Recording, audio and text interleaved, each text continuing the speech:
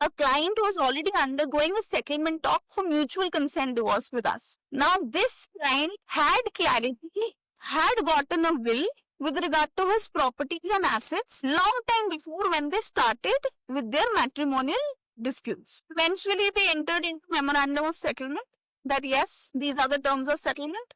The child will remain in the custody, let's say, of the wife. Let us assume I am representing the husband. Now the husband is having concern tomorrow if wife dies. Then I think the natural guardian, even though the memorandum of settlement is saying that we are not sharing joint custody, the sole custody lies with the mother. Then at that stage can I claim custody of my daughter or my son, whatever the case.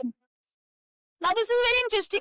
There is no terms in the settlement agreement which defines as to what will happen if the having the custody of the child is no more. And let us say the mother has died intestate. Then what will happen in this case?